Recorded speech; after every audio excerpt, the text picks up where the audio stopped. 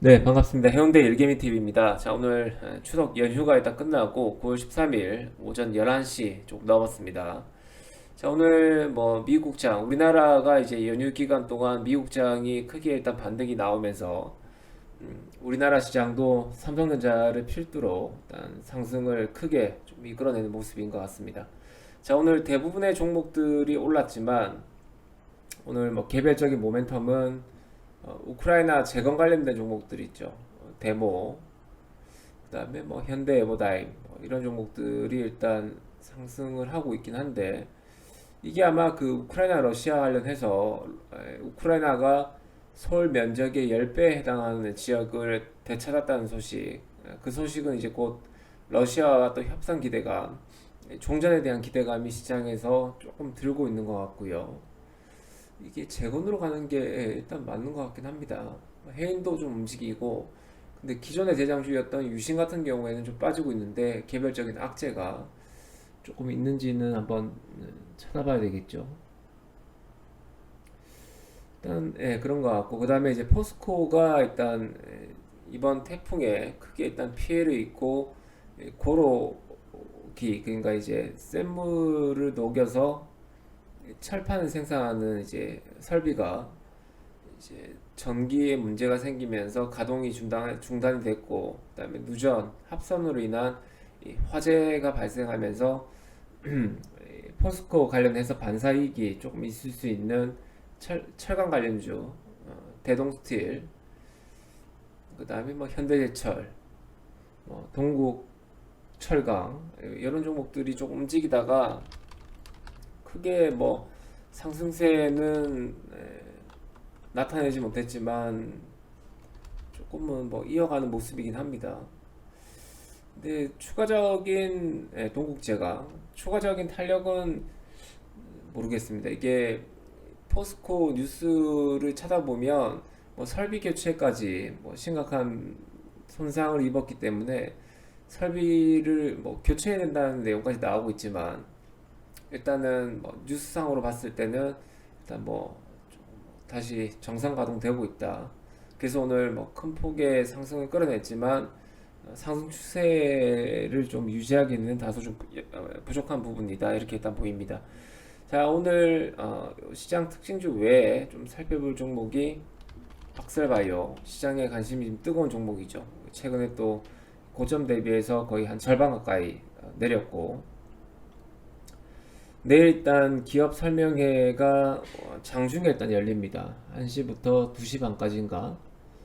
정확한 시간이 1시 반부터 2시 반까지 딱 1시간 동안 열리는데 요 링크 통해서 아마 실시간으로 질의응답 받고 그 다음에 파이프라인 소개하고요. 진행 사항들 뭐 이런 것들이 기존 뭐 주주나 아니면 매체 통해서 일단 보도가 될 것 같습니다. 그래서 그 기대감이 뭐 물론 시장에서는 일단 작용을 하고 있겠지만 지금 그 김유림 기자가 썼던 기존에 종료했던 그 혈액암 관련해서 말고 지금 간암도 보면 간암 파이프라인에 대해서도 약간 부정적인 시각으로 기사가 나왔죠. 총 이제 4번, 3번 같은 경우에는 총 3회, 그러니까 혈액암 관련된 조기 종료된 파이프라인 임상권이었고, 네 번째 나온 기사가 간암, 지금 NK 셀 치료제에 대해서 부정적인 뭐 임상 환자에 대한 의문점, 뭐 여러 가지 이제 의문점을 제기를 했는데 회사에서는 또 이제 반박을 한 상황입니다. 그래서 가장 중요한 것은 이 향후에 대한 기대감, 이게 과연 시장에서 불신이 생기면서 단기간 10만원 고점을 찍고 분위기가 좋다가 갑자기 일단 밀리기 시작했죠. 밀린 이유는 이제 하나밖에 없습니다. 기대감을 갖고 있던 종목이 시장에 불신이 생기면서 그 불신이 매도세로 일단 뭐 바뀌었다. 기대감이 원래 매수세로 들어와야 되는데 또는 반발 매수세 빠질 때마다 조금 받쳐주는 지탱할 수 있는 모멘텀이 필요했는데 그런 부분들에 대한 불신이 생기면서 매물을 부르는 아주 뭐 좋지 않은 상황으로 전개가 되었지만 이번 기업 설명회, 그러니까 IR 통해서 이런 불신을 조금 해소할 수 있는 무언가가 나와야지 다시 한번 더 투심이 살아나면서 향후 임상 2상에 대한 중간 데이터 이후에 임상 2A가 완료되는 내년 상반기 기대감을 안고 또 갈 수 있는 거고, 또 이번에 그 두 번째 내용 중에서 보면 파이프라인 소개 및 진행 사항, 그 다음에 이 적응증을 확대시킨다는 것은 결국은 이제 간암 말고 다른 암에 대해서도 파이프라인을 전개한다는 내용하고 같은 내용이겠죠.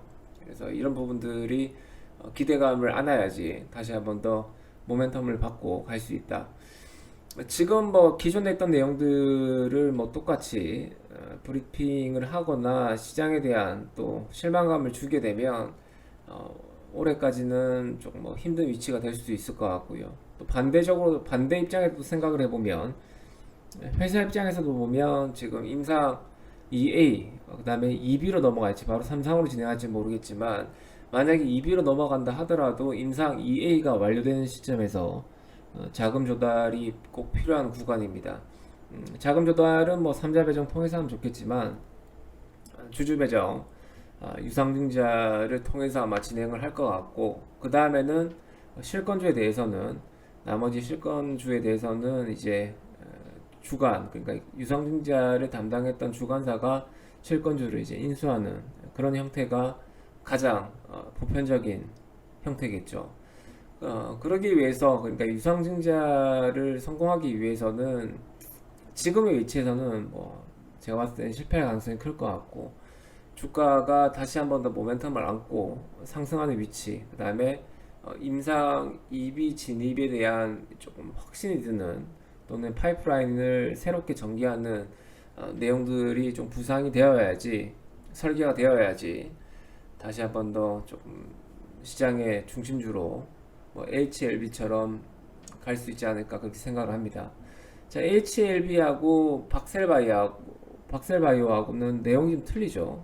HLB도 뭐 3상을 일단 뭐 진행하고 있고, 미국 식약처 FDA 통해서 승인 신청을 뭐 한다는 내용이지만, 이거는 이제 치료제에 대한 부분도 있겠지만 이제 단순히 이제 수명, 그러니까 이제 생명 연장에 대한 그런 내용들이 좀 포커싱 된 것 같고, 박셀바이오는 이제 표적암, 그러니까 이제 암 세포를 이제 완전간에 또는 뭐 일부분 반응 통해서 진행한다는 그런 내용인데, 자, 일단 오늘 반등이 나오긴 했습니다만 반등이 크게는 그렇게 크진 않습니다. 당연히 내일 뭐 기업 설명회 앞두고 그렇게 공격적으로 매수가 들어오진 않겠죠.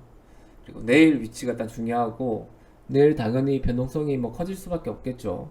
이제 말 한마디, 그러니까 실시간으로 이제 방송이 되다 보니까 이 내용 하나하나에 좀 예민하게 주가가 변동성이 커질 수밖에 없는 입장입니다. 그래서 내일이 일단 뭐 중요한 구간이고, 내일 자리 잡고 새로운 모멘텀 전개 여부, 파이프라인 확대 및 현재 김유린 기자가 보도했던 내용 중에서 반박을 통한, 아무리 이제 반박해도 시장에서는 좀 투심이 주고 있다 보니까 새롭게 뭔가 신뢰를 회복할 수 있는 구간이 필요하지 않을까 그렇게 생각을 합니다. 자, 박셀바이오가 일단 비중이 시장에서 일단 크니까 일단 말씀드렸던 부분이고, 자, 그리고 제가 지금 보유하고 있는 제노포커스, 이거는 저번 라이브 방송 때 제가 말씀드렸죠. 이날인가요?